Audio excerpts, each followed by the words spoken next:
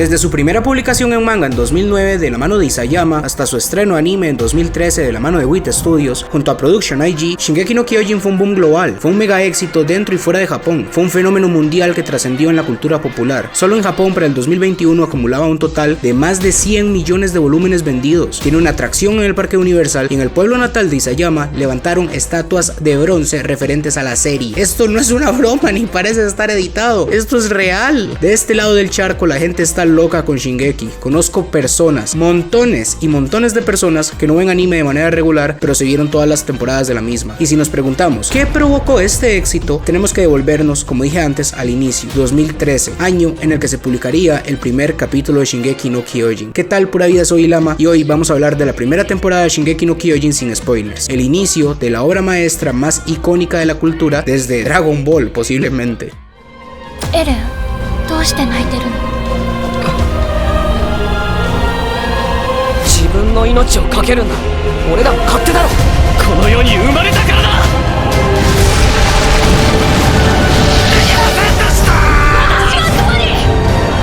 今説明してもダメなんだ。いいか。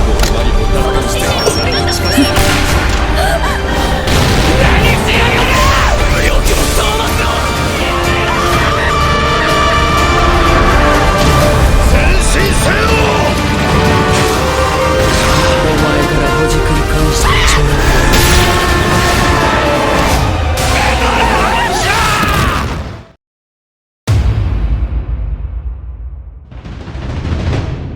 Hay que contextualizarnos, estamos en 2013, el año pasado el público más geek del momento había recibido una fuerte dosis de lo que es un argumento prodigioso, una de esas obras que te vuelan la cabeza con una premisa que te vuelve la vida multicromática. Esos primeros capítulos que te quedas pensando, ¿cómo es posible que un argumento así no se le hubiera ocurrido a nadie antes? Estoy hablando obviamente de Psycho Pass. Psycho tiene uno de los mejores inicios que se pueden llegar a aspirar desde los comienzos de la literatura. Es una trama innovadora, exponiéndote un fuerte conflicto moral y, como no, una fuerte dosis de gore y temas delicados. La obra, por supuesto, que es un seinen, una obra dedicada para adultos. ¿Y qué pasaría si un argumento igual de novedoso, preguntándote una cuestión que de igual forma está arraigada a la esencia humana y que, como no, fuera a su vez impactante por gore, se presentara a un público aún más masivo? Un shonen.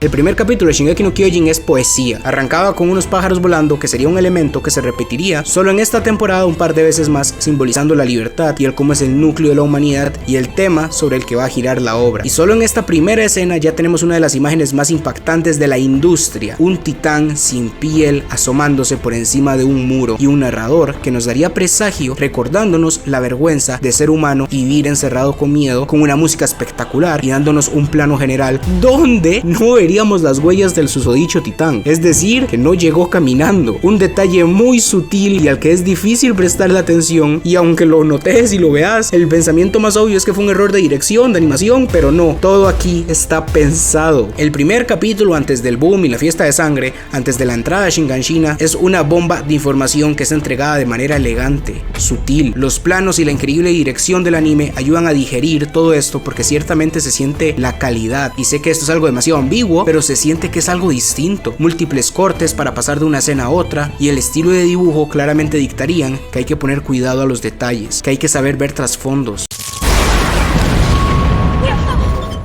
La humanidad ha estado encerrada durante mucho tiempo en las murallas, ya que un día aparecieron titanes y llevaron una especie al borde de la extinción. Es contra estos monstruos que la humanidad lucha de nuevo con conseguir la libertad. ¿Y qué tal va esta guerra por conseguir esa tan ansiada libertad? Los encargados son ellos, la Legión de Reconocimiento, un grupo de valientes que se atreven a cada tanto realizar expediciones fuera de las murallas para investigar y devolverle a la humanidad esa tan ansiada libertad. Pues ellos son un fracaso. La obra se esfuerza en su primer capítulo en dejarte en claro cuál es el punto de partida, donde arrancamos en esta guerra, y en pocos minutos vemos a los valientes soldados volver de una de esas expediciones, la que vimos antes de entrar al opening, de hecho, y pues están vueltos mierda. Vemos a varios de los personajes que serán los más importantes de la franquicia cabalgando, pero hay otro montón que están hechos un rompecabezas. Aparte de esta primera imagen que está cargada con pinceladas de terror, llega otro momento impactante que nos mostraría de primera mano los horrores de este mundo al que nos quiere introducir Isayama. Una madre preguntando por su hijo, y esta no solamente recibe una noticia horrible, sino que recibe solo solo un brazo. Ese brazo es todo lo que pudieron rescatar de Moses, y la madre angustiada y la seiyuu y la animación te transmiten esa locura, esa desesperación, una escena de casi humor agrio de lo chocante que resulta. Y de nuevo, ¿de qué sirve esta escena? Nos muestra el punto de inicio. ¿En qué condiciones está la guerra por alcanzar la libertad? Pues en completos ceros. La madre, apenas desplomarse por la espantosa noticia de que su hijo está muerto y que solamente pudieron rescatar un brazo, no ha recibido aún el golpe de gracia. Ella pregunta si su hijo fue útil, si Moses sirvió de algo a la humanidad o si el sacrificio de su hijo fue en vano. El teniente, que aún para este momento no sabíamos quién es, no puede mentirle a una madre que acaba de perder a su hijo, un hijo que se sacrificó por la humanidad, por su pueblo, por sus familiares y amigos, que buscaba algo tan básico para nosotros como lo es la libertad. Y la obra nos grita a nosotros los espectadores que esta es una guerra perdida.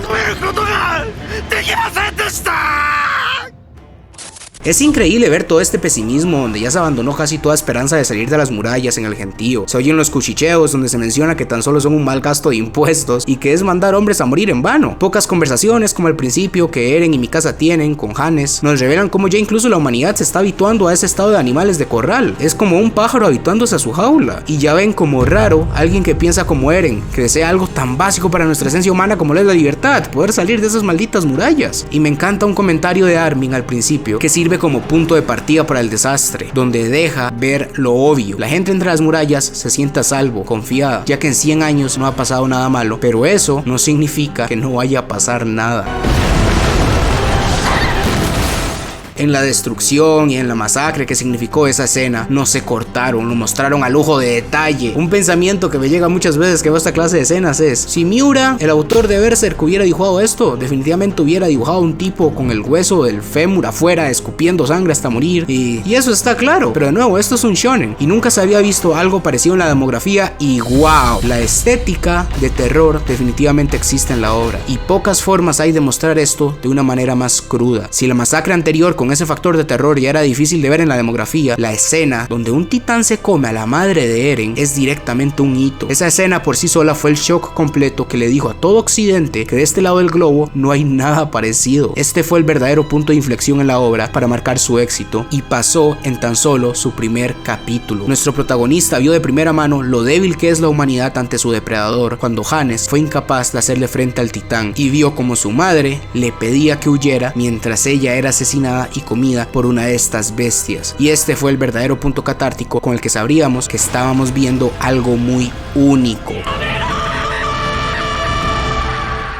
Me encanta cómo se sigue desarrollando todo el tema de la caída de Shinganshina en el capítulo 2 de la obra. Primero, la masacre sigue a un nivel asqueroso. ¡Buah! Este brother sacaba todos los peluches de las maquinitas, weón. Se sigue mostrando de manera cruda y sangrienta el avanzar de los titanes. Nos explican un poco sobre el world building, el cómo funciona todo este sistema de murallas, y a lo que hago especial énfasis, nos muestran la verdadera cara humana. Se muestran las intenciones de una vez de Isayama por mostrarnos una historia que se inclina más hacia lo político y lo sociocultural. Y de hecho, ese es el enfoque. Vemos de primera mano la xenofobia maximizada cuando entra una gran cantidad de foráneos a la segunda muralla. Ya no tenían casi comida para ellos y ahora la tienen que compartir con los sobrevivientes de la tercera muralla porque esta fue destruida. Lo más increíble de esto es ver cómo la mayor amenaza es la falta de recursos. La crueldad humana se hace presente cuando mandan a una cantidad exagerada de personas a una misión suicida, entre los que va el abuelo de Armin. Una misión sin propósito más que la de reducir la cantidad de estómagos por alimentar. Hay un montón de detalles que veo que valen la pena mencionar solamente en estos dos capítulos que componen la caída de Shinganshina.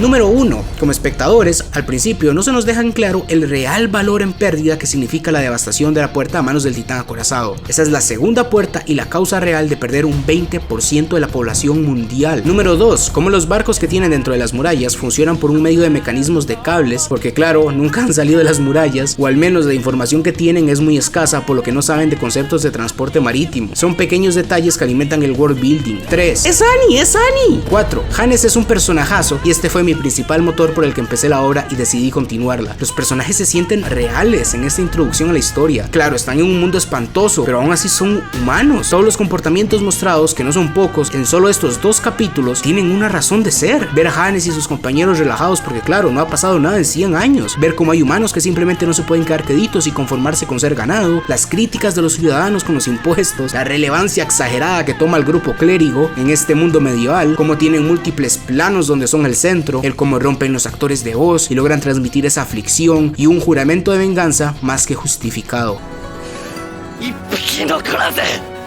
La cantidad inmensa de detalles que generan misterio en solo este preludio, como el qué putas son las murallas, los titanes de dónde salieron, y esos dos en específico, el titán acorazado y el colosal. ¿Por qué Eren no recuerda nada de esa noche en la que estuvo con su padre? ¿Y por qué el mamón sigue pensando que fue un sueño cuando ahora tiene la llave de su sótano, cuando antes del accidente pudo ver como Grisha, su padre, se la llevó? Hay un montón de detalles con los que es imposible no engancharse a la obra en apenas esos 2 capítulos.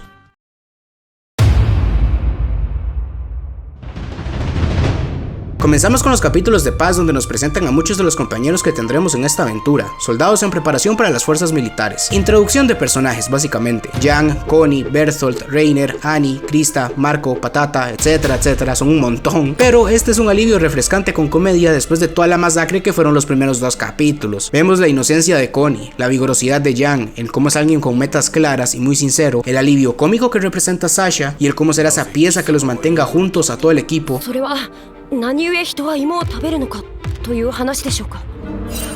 La comprensión y el humanismo de Marco, como es casualmente él, el personaje que demuestra una mayor empatía hacia los demás con los pocos diálogos que tiene, la amabilidad de Krista, la personalidad tsundere de Ymir, el liderazgo que representa a Reiner y la convicción y su perro faldero, la seriedad de Annie. Cuando Armin apareció en el primer capítulo se deja ver su falta de autoestima y el cómo a sí mismo se ve como un estorbo tanto para Mikasa como para Eren, y ese deseo por no querer serlo más, el cómo incluso estaba teniendo un debate en esa primera vista que vimos. Es que incluso con la entrada del general Pixis, donde se deja ganar en ajedrez por un aristócrata solo para luego ser llamado al accidente, nos delata todo el personaje. Es un estratega que está dispuesto a sacrificar lo que sea por el pueblo, es íntegro, además de que es una persona capaz, y esto lo sabemos por la confianza que le depositan todos sus subordinados. Y lo impresionante de todo esto no es solo la caracterización que Isayama pudo darle a cada uno de estos en muy pocos instantes, sino que nos cuenta el cómo todos los personajes en esta obra tienen una vida, tienen un pasado y aspiran a un futuro.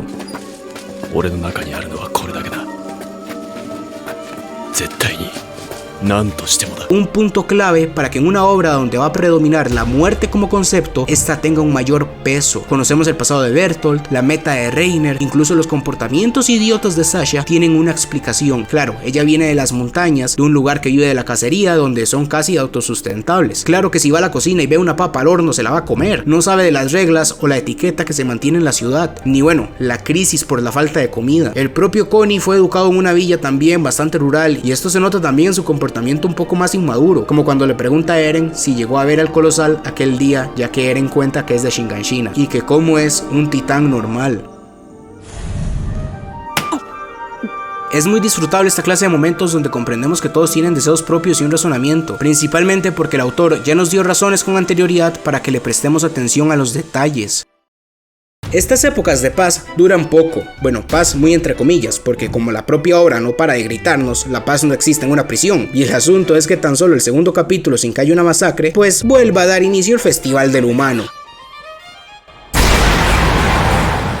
Aparece el colosal, destruye no solo los cañones de defensa, sino que también destruye la puerta de Trost, la ciudad, pero el equipo aún está motivado. Ahora Eren tiene armas para defenderse y le pudo plantar cara, al menos de momento, al titán colosal en el momento que este apareció. Se inspiran todos los cadetes de los que ahora depende defender Trost. El pelotón de Eren y Armin agarraron a Thomas, se fumaron a Thomas. Ni 2 capítulos me duraste, mi amor. Este arco de la masacre, la defensa de Trost, es muy importante porque a raíz de esto es que empieza el verdadero Shingeki no Kyojin. Antes de esto era solamente un preludio, un prólogo, y después de esto es que ya toma forma la historia y ya sabemos hacia dónde se dirige, después de la muerte de nuestro protagonista.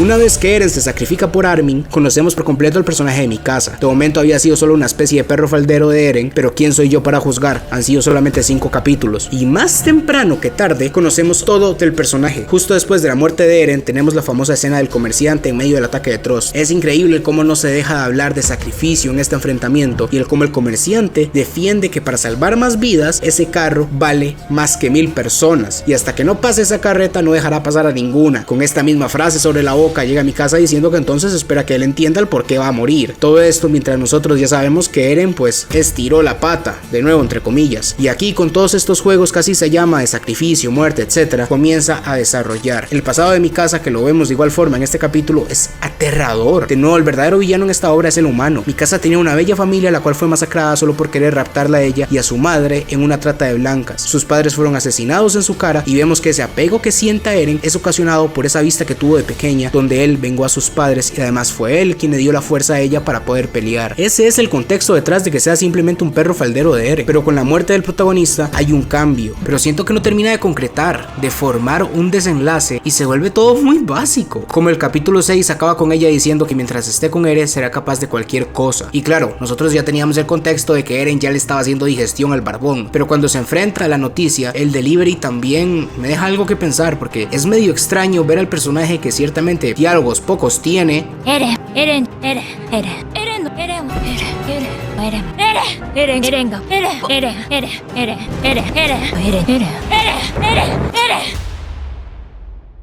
tratar de tener un poco más de profundidad, y es como súper básico lo que te presenta el personaje. Primero actúa como fuerte al decirle a Armin cómo es que hay que actuar, que no es el momento, pero luego de eso se ve que simplemente se buscaba matar porque su vida sin Eren ya no tiene sentido, matando a su vez a muchos de sus compañeros con su discursito motivacional de mierda. Matate vos sola, hija de puta, mira lo que provocas, mira. Y claro, cuando en literalmente la siguiente escena ya se repone y dice que tiene que vivir por Eren, agarra fuerzas de nuevo como él le enseñó, y pues es cuando aparece papi.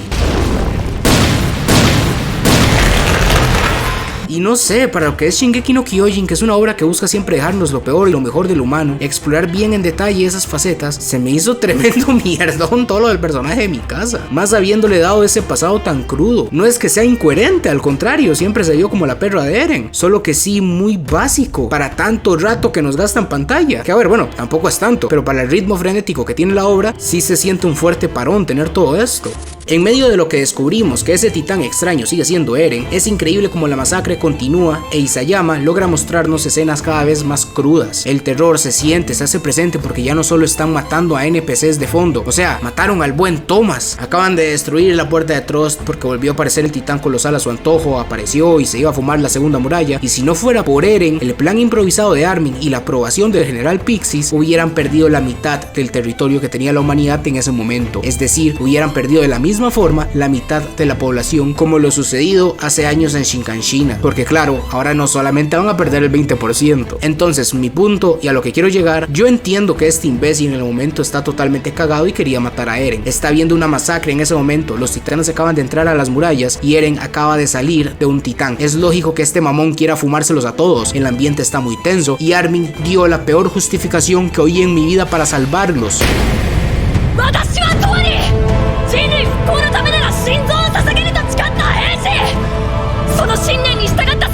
Lo del discurso de Armin, si le prestas atención, es para cagarse de risa, weón. Tremenda carriada por el performance de la Seiyuu. Los están encrespando por supuestos traidores y el brother va y te suelta el himno nacional. De nuevo, entiendo el por qué este incompetente quiere matar a Eren. En resumen, por el calor del momento. Pero si lo analizamos, es totalmente imbécil. Y no me refiero al personaje, que también, o sea, el personaje está hecho para que se vea como un cretino y lo consigue la obra, pero sigue siendo un poco ridícula la situación. Se necesita una cabeza fría y para eso llega el general Pixis. Ahora, después de que la misión logra tener éxito y la humanidad logró su primera victoria en la historia, recuperando territorio perdido, yo no entiendo por qué este juicio existe. Uno, no entiendo por qué le ponen esposas a alguien que se puede transformar en titán. ¿Qué sentido tiene? Es que es para que no se pueda autolesionar y así transformarse. Ellos no lo saben, no saben qué requisitos ocupa para poder transformarse, y nosotros para ese punto tampoco. Como espectadores, el pensamiento más lógico es que se puede transformar como y cuando le dé la gana, y aunque algunos del gobierno puedan saber que no es así, muy entre comillas, toda esta gente que está aquí reunida no piensa que se puede transformar en titán y masacrarlos. 2. ¿Qué sentido tiene el argumento de que hay que matarlo y resguardar las puertas? No, es que solo el colosal puede destruirlas. ¿Y a vos qué te asegura, imbécil, que no va a volver a aparecer y a extinguir la humanidad? Literal, no tienen ni la más mínima pista de nada. 3. ¿Cómo Eren es tan idiota? Todo lo que tenía que decir es que no tiene una puta idea de por qué se puede transformar y que su padre le inyectó heroína y le dio una llave, y que si atacó a mi casa casa es porque aún no lo puede controlar y no recuerda, pero está dispuesto a colaborar en todo lo que haga falta, así como cuando salvó a la mitad de la humanidad.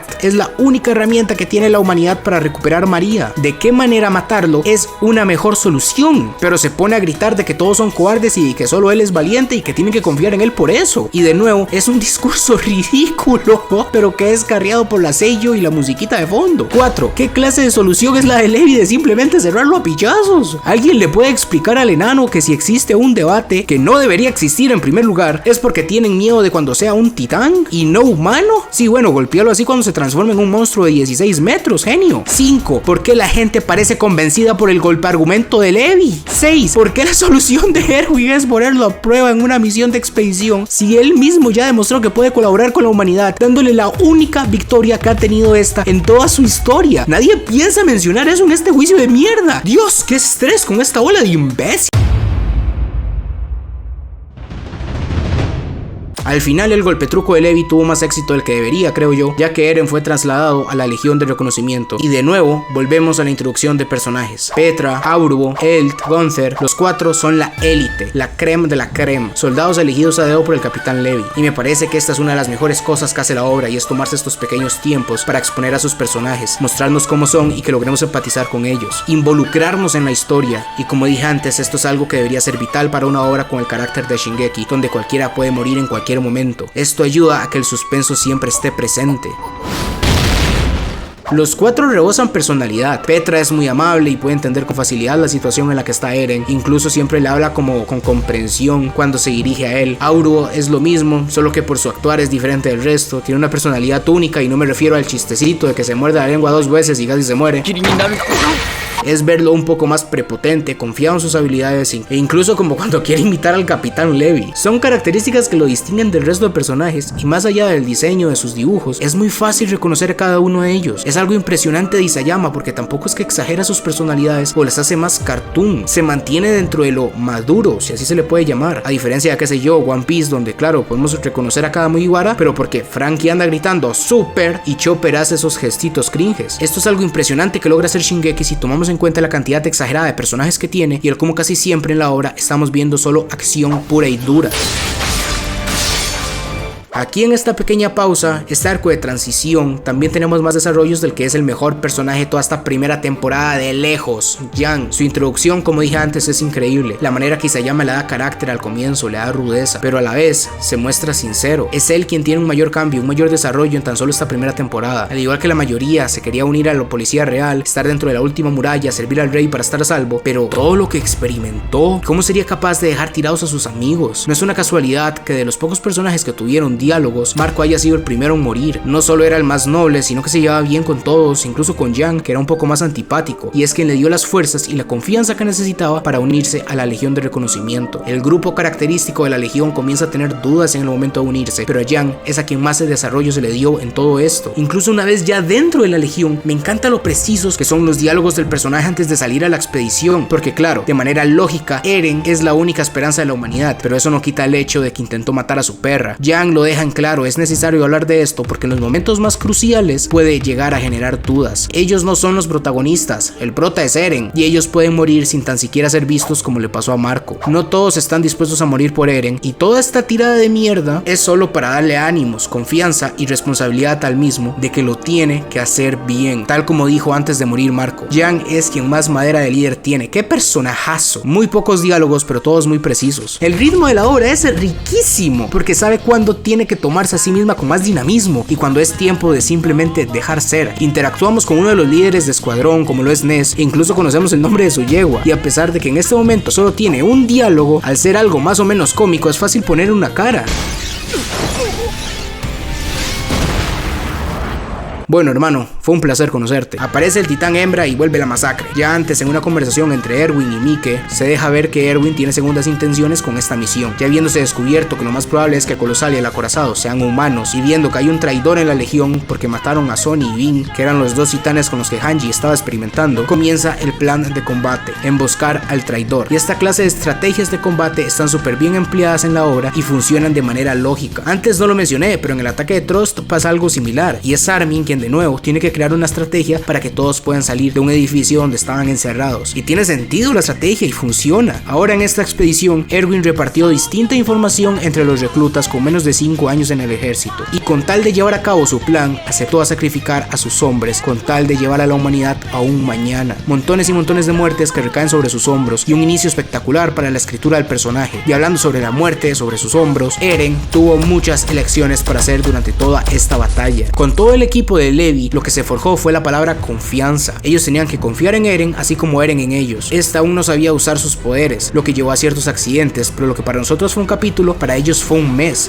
en el que se conocieron y formaron lazos. Y a la hora de la misión, Eren tenía que confiar en sus compañeros, en que lo escoltarían, le protegerían de quien fuera el traidor y que no sería necesario usar su Mazinger Z de carne. Eren, por otra parte, quería asegurarse de mantenerlos con vida, de no tener que usarlos de escudo y que estos murieran a su costa. Y Levi no lo detuvo. Le dijo que si quería hacerlo, que lo haga, que arruine el plan. Uno nunca sabe qué es lo que va a pasar en el futuro. Un detalle en que también nos diría un montón del personaje de Levi, pero ese no es el punto acá. El punto es que al igual que como Armin lo menciona, Erwin no se equivocó en su plan de emboscar al traidor, así hayan sufrido más de 200 bajas. Es muy fácil hablar en frío ya cuando todo pasó, pero en el momento simplemente toca tomar una decisión y ser consecuente con lo que hiciste, solo eso. En medio de la misión, Petra le pide a Eren su confianza por todo lo que han pasado y este se las otorga, de la forma más cruda como viene siendo la obra desde que comenzó. Todo el pelotón es asesinado en su cara.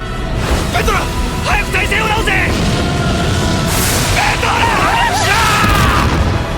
Todo para al final igualmente ser raptado e igualmente tener que transformarse. Todo esto le dejaría una fuerte enseñanza a Eren. Tiene que tomar decisiones y tiene que hacer sacrificios. A veces no se puede confiar en la fuerza ni de tus propios aliados. Muchas veces vas a tener que hacer las cosas solo y a su vez vas a tener que ser consecuente de tus acciones. También aprendió a que no hay que hablar cuando se va en caballo.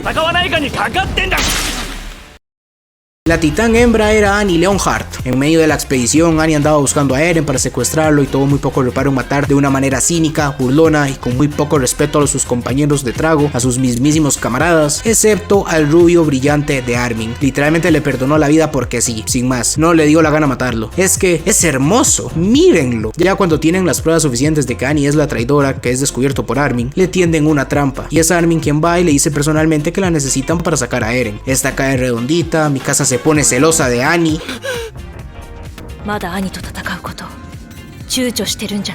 Dios, este personaje en serio que a veces da demasiada pena ajena. Se libra en medio de la ciudad el ataque de los titanes, name drop. Eren gana, pero Annie queda en una bolita de cum solidificada, por lo que no pueden torturarla para sacar la información. Y no creo que haya mucho más que comentar. Acaba la primera temporada.